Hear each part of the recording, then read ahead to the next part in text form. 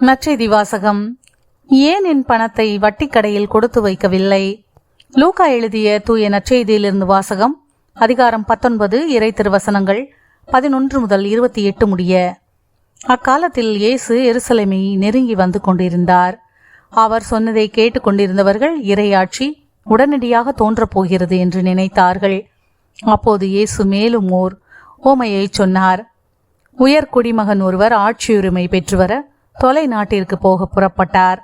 அப்போது அவர் தம் பணியாளர்கள் 10 பேரை அழைத்து 10 மீனாக்களை அவர்களிடம் கொடுத்து அவர்களை நோக்கி, நான் வரும் வரை இவற்றை வைத்து வாணிகம் செய்யுங்கள் என்று சொன்னார். அவருடைய குடிமக்களோ அவரை வெறுத்தனர். எனவே இவர் அரசராக இருப்பது எங்களுக்கு விருப்பமில்லை என்று சொல்லி தூது அனுப்பினர்.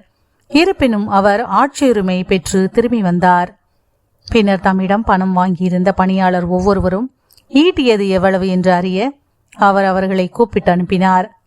முதலாம் பணியாளர் வந்து, ஐயா, உமது மீனாவை கொண்டு 10 மீனாக்களை சேர்த்துள்ளேன் என்றார். அதற்கு அவர் அவரிடம், நன்று நல்ல பணியாளரே, மிகச்சிறிய பொறுப்புகளில் நம்பிக்கைக்கு உரியவராயிருந்தீர். எனவே 10 நகர்களுக்கு அதிகாரியாயிரும் என்றார். இரண்டாம் பணியாளர் வந்து, ஐயா, உமது மீனாவை கொண்டு 5 மீனாக்களை ஈட்டுள்ளேன் என்றார். அவர், எனவே நீர் 5 நகர்களுக்கு அதிகாரியாயிரும் என்று அவரிடமும் சொன்னார். வேறொருவர் வந்து, ஐயா, இதோ உமது மீனா, ஒரு கைக்குட்டையில் முடிந்து வைத்திருக்கிறேன். ஏனெனில் நீர் கண்டிப்புள்ளவர் என்று உமக்கு அஞ்சிப்படி செய்தேன். நீர் வைக்காததை எடுக்கிறவர், நீர் விதைக்காததை அறுக்கிறவர் என்றார்.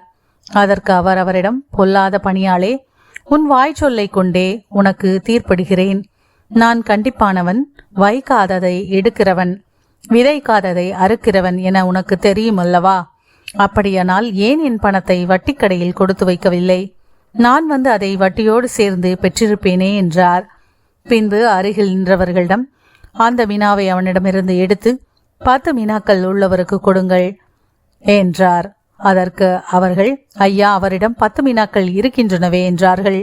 அவரோ, உள்ளவர் எவருக்கும் கொடுக்கப்படும், இல்லாதோரிடமிருந்து உள்ளதும் எடுக்கப்படும் என உங்களுக்கு சொல்கிறேன் என்றார். மேலும் அவர், நல்ல அரசனாக இருப்பதை விரும்பாத என் பகைவர்களை இங்கு கொண்டு வந்து என் முன் படுகொலை செய்யுங்கள் என்று சொன்னார். இவற்றை சொன்ன பின்பு இயேசு அவர்களுக்கு முன்பாக எருசலேமுக்கு புறப்பட்டு சென்றார். ஆண்டவரின் அருள்வாக்கு. கிறிஸ்துவே உமக்கு புகழ்.